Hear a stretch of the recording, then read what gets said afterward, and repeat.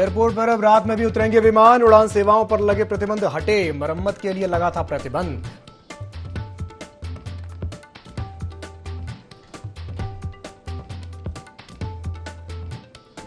Safe city परियोजना को लेकर बोले सीएम योगी, 3 महीने में 18 सेफ सिटी वाला राज्य बनेगा यूपी। विभागों की जिम्मेदारी, प्रगति की होगी समीक्षा।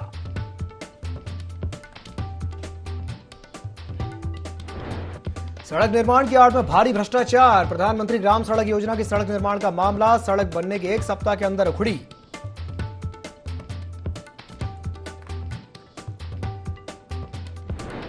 इटावा लायन सफारी पार्क में 3 शावकों की मौत, पूर्व सीएम अखिलेश यादव ने सफारी प्रशासन पर उठाए सवाल, कहा गर्भावस्था की पूर्व सूचना के बाद भी देखरेख में बरती लापरवाही।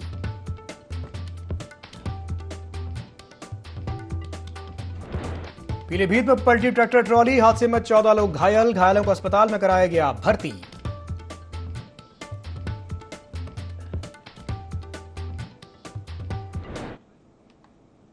नमस्कार, एनडी 24 में आप सभी का स्वागत है। मैं हूं आपके साथ दिव्यांशु जोशी। बुलेटिन की शुरुआत करते हैं इस वक्त की बड़ी खबर के साथ, जो कि उत्तर प्रदेश के पीलीभीत से है, जहां प्रधानमंत्री ग्राम सड़क योजना की सड़क निर्माण की आड़ में भारी भ्रष्टाचार किया जा रहा है।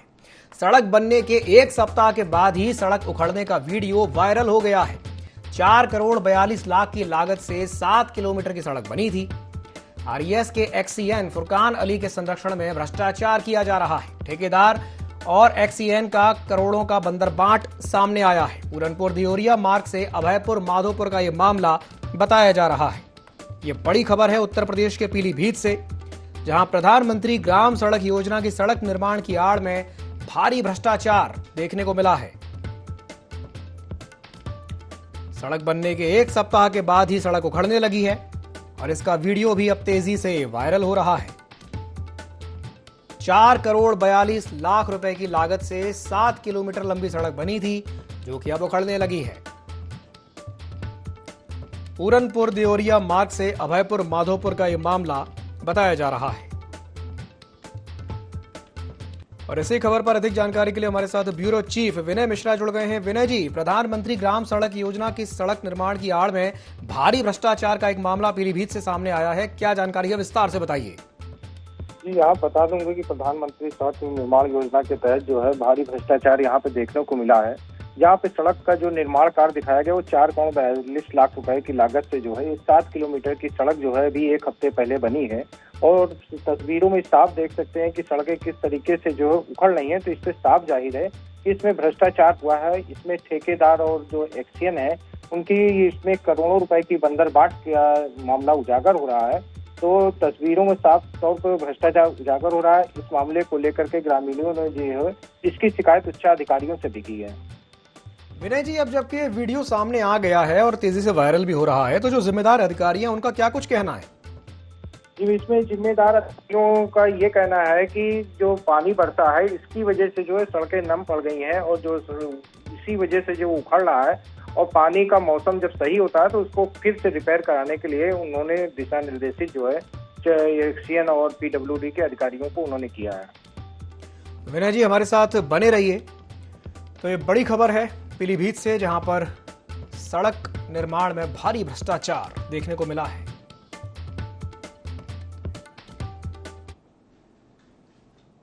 बढ़ते हैं अगली बड़ी खबर की ओर, जो कि चंदौली से है, जहां आकाशीय बिजली का कहर देखने को मिला है। आकाशीय बिजली की चपेट में आने से 85 भेड़ों की मौत हो गई है और 15 भेड़ बुरी तरह से झुलस गई हैं। एसडीएम ने मौके का मुआयना किया है। क्षेत्रीय लेखपाल को क्षति आकलन का निर्देश दे दिया है। अलीनगर थाना क्षेत्र के बसनी गांव की एक घटना बताई जा रही है। यह बड़ी खबर है उत्तर प्रदेश के चंदौली से, जहां पर आकाशीय बिजली का कहर देखने को मिला है। आकाशीय बिजली की चपेट में आने से 85 भेड़ों की मौत हो गई है और 15 भेड़ बुरी तरह से झुलस गई हैं। एसडीएम ने मौके का मुआयना भी किया है। साथ ही साथ क्षेत्रीय लेखपाल को क्षति आकलन के निर्देश जारी कर दिए हैं। अलीनगर थाना क्षेत्र के बसनी गांव की यह घटना बताई जा रही है। और इसी खबर पर अधिक जानकारी को साझा करने के लिए हमारे साथ ब्यूरो चीफ विनय मिश्रा जुड़े हुए हैं। विनय जी, चंदौली में आकाशीय बिजली का कहर देखने को मिला है, क्या जानकारी है, विस्तार से बताइए। जी, यहाँ पे बता दूं कि चंदौली में जो आकाशीय बिजली का कहर साफ तौर पे देखने को मिला है, जहाँ पे जो है आकाशीय बिजली की चपेट में जो आने से जो है 85 भेड़ों की जो मौत हो जाती है और लगभग 15 से 20 भेड़ जो है पूरी तरीके से झुलस भी गए हैं। उनकी भी हालत गंभीर बनी हुई है और इसी तरीके से जो किसान जिसने भेड़ पाल रखी थी, तो उसके सामने सबसे बड़ी समस्या जो उसका जीविकोपार्जन की समस्या थी, वो खड़ी हो गई है और मामले की जांच जो है एसडीएम ने जो है अपने लेखपाल से कराई है कि उसका आकलन नुकसान का बनाया जाए, जिससे जो है सहायता राशि दिलाई जा सके। लेकिन ये बड़ी घटना हुई है कि जो आकाशीय बिजली की चपेट में आने से जानवरों की यहाँ पे मौत हुई है। और अगर पूरे उत्तर प्रदेश की बात की जाए तो उत्तर प्रदेश में भी आकाशीय बिजली गिरने से जो है लगभग 35 आदमियों की मौत भी हो चुकी है। तो और इसमें मौसम विभाग ने भी अलर्ट कर रखा है कि जब पानी बरसे तो उस दौरान जो है सभी लोग घर में रहें, जानवरों को अंदर रखें, नहीं तो आकाशीय बिजली की चपेट में लोग आ सकते हैं। विनय जी हमारे साथ बने रहिए। ये बड़ी खबर है चंदौली से, जहां पर आकाशीय बिजली का कहर देखने को मिला है।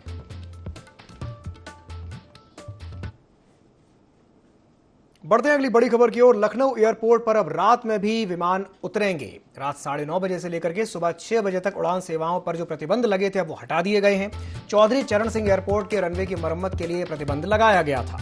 लखनऊ एयरपोर्ट पर 23 फरवरी से रात की उड़ानों पर रोक लगा दी गई थी।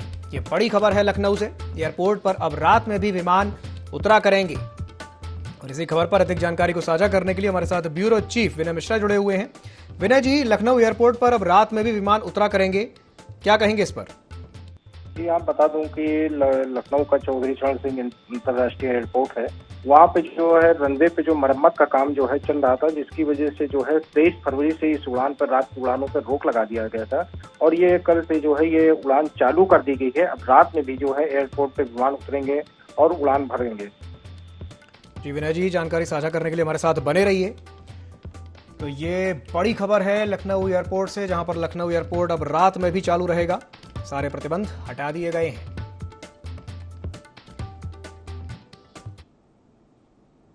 चलिए बढ़ते हैं अगली बड़ी खबर की ओर, जो कि प्रयागराज से है, जहां अफजाल अंसारी की अपील पर इलाहाबाद हाईकोर्ट में सुनवाई हुई है और रिहाई की मांग वाली अपील पर हाईकोर्ट में सुनवाई पूरी हो गई है।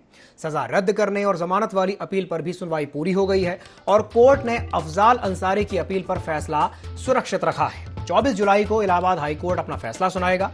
गाजीपुर एमपी एमएलए कोर्ट ने अफजाल को सजा सुनाई है। गैंगस्टर मामले में अफजाल अंसारी को 4 साल की सजा सुनाई गई है। अफजाल ने सजा के खिलाफ हाईकोर्ट में अपील दायर की है। पूर्व सांसद अफजाल अंसारी गाजीपुर जेल में अभी बंद है। और इसी खबर पर अधिक जानकारी को साझा करने के लिए हमारे साथ ब्यूरो चीफ विनय मिश्रा जुड़े हुए हैं। विनय जी, अफजाल अंसारी की अपील पर इलाहाबाद हाईकोर्ट में सुनवाई हुई है, फैसले को सुरक्षित रख लिया गया है, क्या जानकारी है बताइए?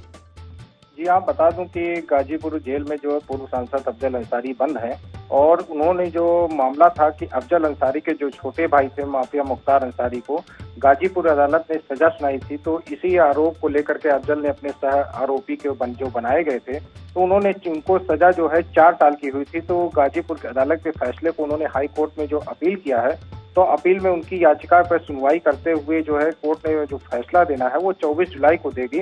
वो अपना फैसले को सुरक्षित कर ली है। लेकिन यहाँ पर अगर बात की जाए तो अफजल अंसारी के जो छोटे भाई माफिया मुख्तार अंसारी थे, तो इन्होंने सजा जो 4 साल की हुई थी उसी को लेकर के हाई कोर्ट में गए थे और आज वहाँ पर सुनवाई हुई है। विनय जी, हमारे साथ जानकारी साझा करने के लिए बने रहिए। तो ये बड़ी खबर है प्रयागराज से।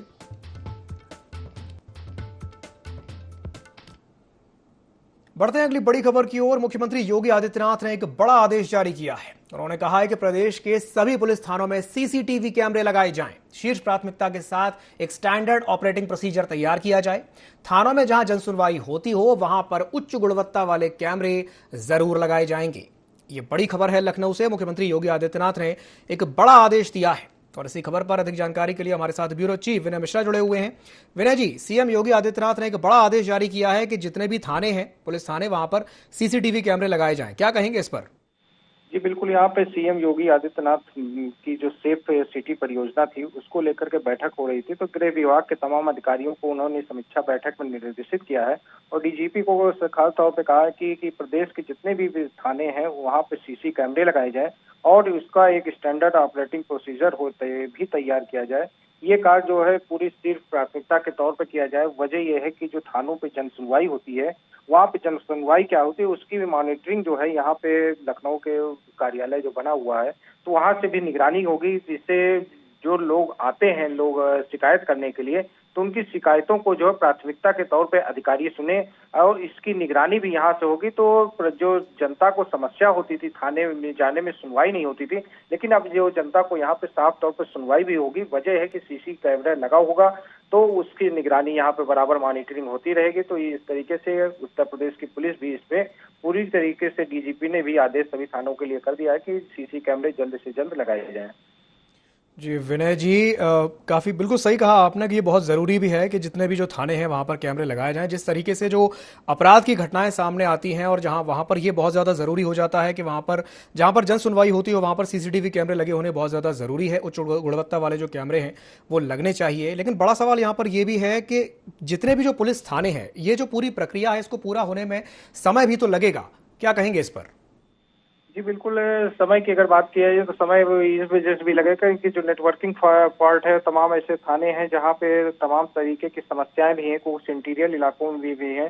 तो इस प्रक्रिया को अमल लाने में कम से कम जो है महीने भर तो कम से कम लग ही जाएंगे। लेकिन जो योगी का आदेश है यहाँ पे मुख्यमंत्री का कि जल्द से जल्द किया जाए, तो योगी का आदेश को अमल करने के लिए जो है पुलिस विभाग जो है पूरी तरीके से सक्रिय है और जल्द से जल्द ये प्रक्रिया यहाँ पे चालू हो जाएगी। विनय जी, हमारे साथ बने रहिए। ये बड़ी खबर है, मुख्यमंत्री योगी आदित्यनाथ ने एक बड़ा आदेश दिया है।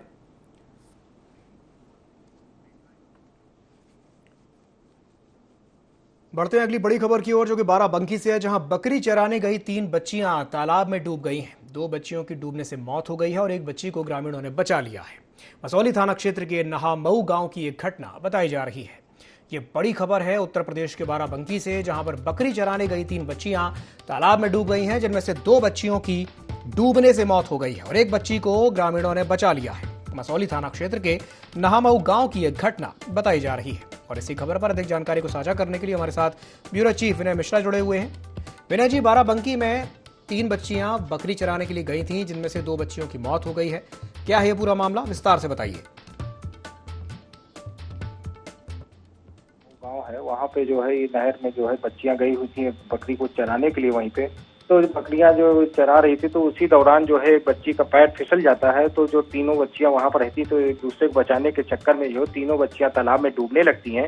तो ग्रामीणों की मदद से एक को तो बचाया जा लिया, लेकिन 2 को जब तक बचाते तब तक उन दोनों की वहां पे मौत हो गई थी। तो क्योंकि जो पानी का जलस्तर जो है काफी वहां पे बढ़ा हुआ है और बरसाती पानी के होने की वजह से वो समझ नहीं पाई कि कितनी गहरान है और गहरे पानी में वो चलेंगे, जिसकी वजह से उनकी मौत हो गई है। विनय जी, तमाम जानकारी साझा करने के लिए बहुत बहुत धन्यवाद। तो ये बड़ी खबर है बाराबंकी से, जहां बकरी चराने के लिए 3 बच्चियां गई हुई थीं और तालाब में डूबने से 2 बच्चियों की मौत हो गई है।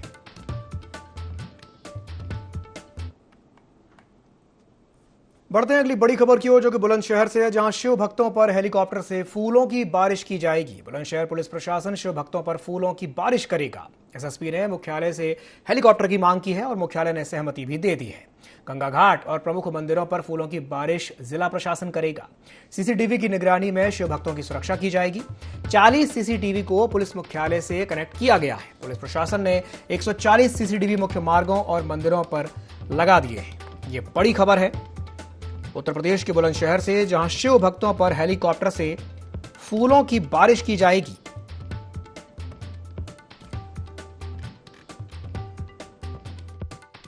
कांवड़ यात्रा के सर्वेक्षण के लिए हेलीकॉप्टर से हवाई सर्वेक्षण किया जा सके, इसके लिए यहाँ से डिमांड प्रेषित की गई है और हमें उम्मीद है कि यहाँ पे वो अलॉटमेंट भी होगा, जिसके माध्यम से एक हवाई सर्वेक्षण और श्रद्धालुओं पर पुष्प वर्षा का कार्यक्रम प्रस्तावित है, जो कि जनपद के मुख्य मंदिरों और घाटों पर किया जाए। बढ़ते हैं खबरों की ओर। लखनऊ में सीएम योगी आदित्यनाथ मिशन निरामया को लेकर के एक आयोजित कार्यक्रम में शामिल हुए, जहां उन्होंने जनपद मऊ और शामली में निजी मेडिकल कॉलेजों की स्थापना के लिए एमओयू पर हस्ताक्षर किए। कार्यक्रम के दौरान सीएम योगी ने कहा कि मऊ में मेडिकल कॉलेज स्थापित हो, ये एक वक्त में एक सपना था, लेकिन अब साकार हो रहा है। शामली में मेडिकल कॉलेज स्थापित हो, यह अब हकीकत बनने जा रहा है। ये 2 जनपद ऐसे थे जिन्होंने आज से 6 साल पहले दूसरे क्षेत्रों में अपना नाम कमाया था।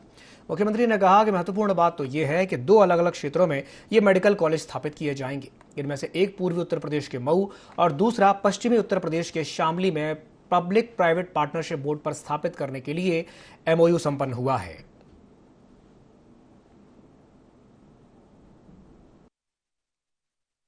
प्रदेश सरकार ने पिछले 6 वर्षों के दौरान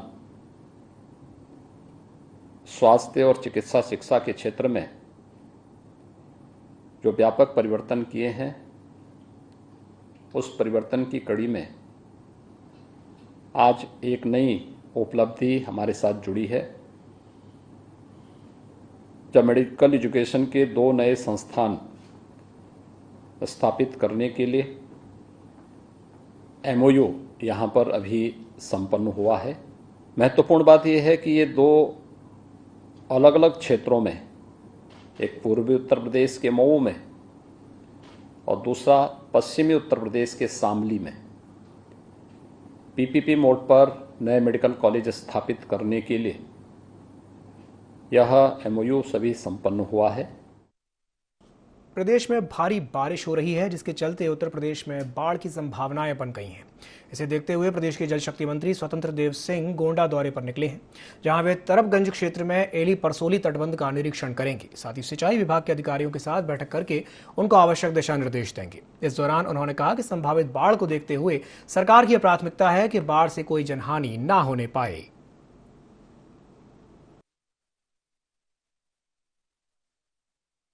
हमारी जितनी भी परियोजना चल रही हैं, लगभग सभी परियोजना पूर्ण हो चुकी हैं,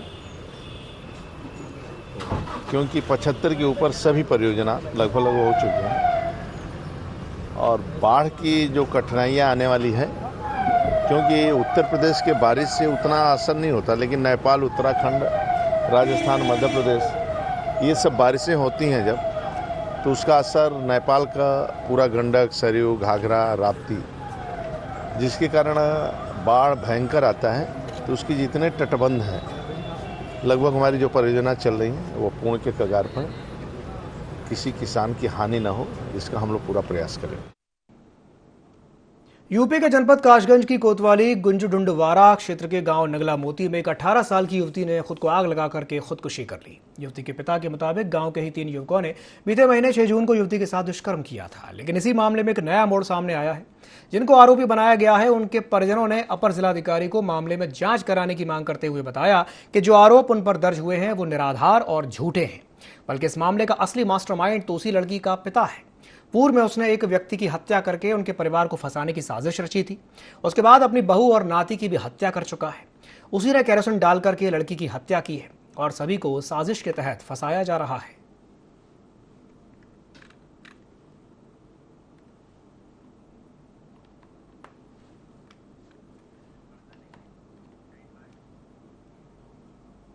पूर्व कैबिनेट मंत्री और सुहेलदेव भारतीय समाज पार्टी के राष्ट्रीय अध्यक्ष ओम प्रकाश राजभर बस्ती पहुंचे, जहां पूर्व विधायक रामललित चौधरी के आवास पर पार्टी कार्यों की समीक्षा बैठक ली और कहा कि प्रदेश में जातिगत जनगणना होनी चाहिए।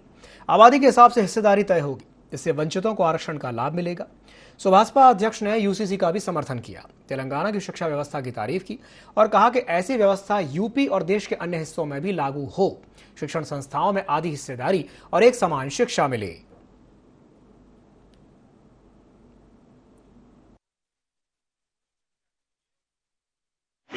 बिल्कुल, ये क्यों छोड़ता है?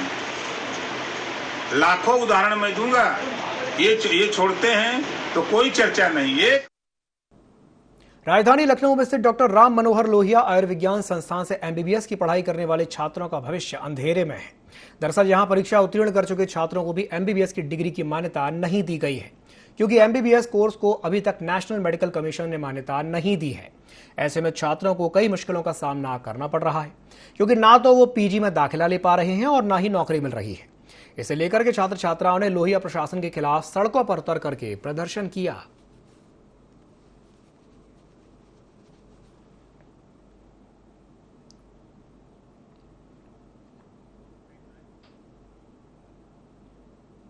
कानपुर देहात में नवागंतुक मुख्य विकास अधिकारी आईएएस लक्ष्मी एन ने कानपुर देहात के मुख्य विकास अधिकारी पद का पदभार ग्रहण किया।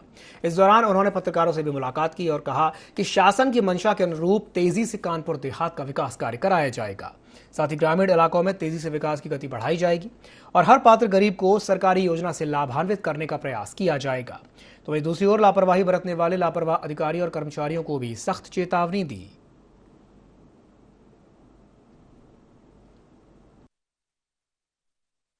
की जो प्राथमिकताएं हैं विकास के संबंध में, वही विकास की हर योजनाओं को हर गांव के आखिरी व्यक्ति तक पहुंचाना और जिले की जितने भी अधिकारी हैं और जिले के विकास के काम में लगे रहें और कहीं भी किसी भी तरह की लापरवाही अगर सामने आती है तो उस अधिकारी के खिलाफ कड़ी कार्रवाई की जाएगी। जैसे हमारे सामने आती है उसकी जांच की जाएगी नियमित तरीके से और जांच में जो सामने आता है उसके अनुसार कार्रवाई भी की जाएगी। कांवड़ मेले के दौरान शिव भक्ति का अनोखा रूप देखने को मिलता है, जहां एक ओर लाखों कांवड़ियों का रेला हरिद्वार से जल उठा करके अपने अपने गंतव्य की ओर जाता दिखाई पड़ता है, तो वहीं चारों ओर शिव शंकर की गूंज सुनाई पड़ती है। इस पावन मेले में मुजफ्फरनगर जनपद में एक दिव्यांग भोला भी हरिद्वार से जल लेकर दिल्ली की ओर जाता हुआ नजर आया। इस दिव्यांग कांवड़िए को देखकर यह साफ नजर आ रहा था कि किस तरह दिव्यांगता पर शिव की भक्ति भारी है। आपको बता दें कि भोला बीते 14 वर्षों से इसी तरह से कांवड़ ला रहा है।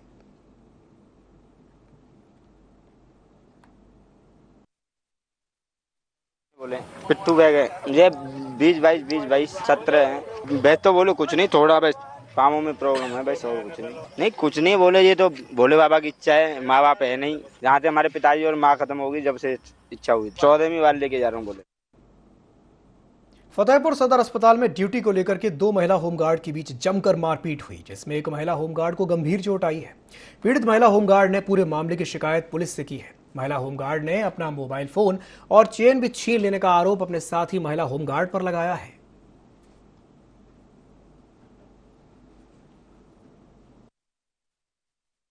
हमारी ड्यूटी अल्ट्रासाउंड में थी। अल्ट्रासाउंड में हम गए हैं, वहाँ बुलाने उससे कहे नहीं कि हमारी ड्यूटी यहाँ है, हमें बैठना है। तो कह रही थी यहाँ तेरी ड्यूटी नहीं है, जहाँ हो ड्यूटी कर जाती, जा हट यहाँ से, यहाँ तेरी ड्यूटी नहीं है। बस इतना कहा है, हम नीचे चले आए हैं। नीचे आके हम शाम को यहीं बैठ गए हैं 5 बजे। हमसे इतना ही कहा है कि इस लैंग्वेज से बात मत किया कर। बस उसी तरह बात करने लगी, हाथापाई करने लगी। फिर हम भी मारे, वो भी मारे, उंगली से लगी। मेरा फ़ोन भी खो गया है, फ़ोन गिर गया है, फ़ोन में पैर मारी है, फ़ोन भी चला गया। गले में लीड डाली थी वो भी टूट गई है, गले में चैन थी वो भी टूट के गिर गई है। फतेहपुर के जाफरगंज थाना क्षेत्र में एक गांव में किशोरी के धर्मांतरण का सनसनीखेज मामला सामने आया है। जाफरगंज थाना क्षेत्र के एक गांव की रहने वाली 16 साल की किशोरी को 7 जुलाई को एक युवक बहला फुसला करके अपने साथ भगा ले गया। युवक किशोरी के अपहरण के बाद ईंट भट्टा ले गया, जहां से पुलिस ने करीब 6 घंटे बाद उसे गिरफ्तार कर लिया। किशोरी ने बयान में बताया कि युवक ने झूठ बोला था। युवक ने खुद को अविवाहित बताया, जबकि वो तो विवाहित है। उसका धर्म परिवर्तन भी कराया गया है। पुलिस ने किशोरी की मां के बयान के आधार पर अपहरण का मुकदमा दर्ज कर लिया है। इस मामले में धर्म परिवर्तन कराने वाले किसी और शख्स को भी पुलिस तलाश कर रही है।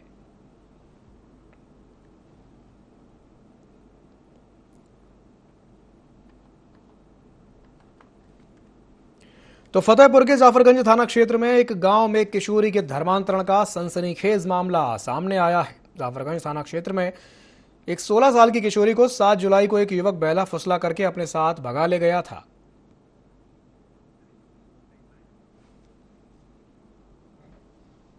इसी के साथ बुलेटिन में फिलहाल के लिए इतना ही। दीजिए इजाजत, नमस्कार।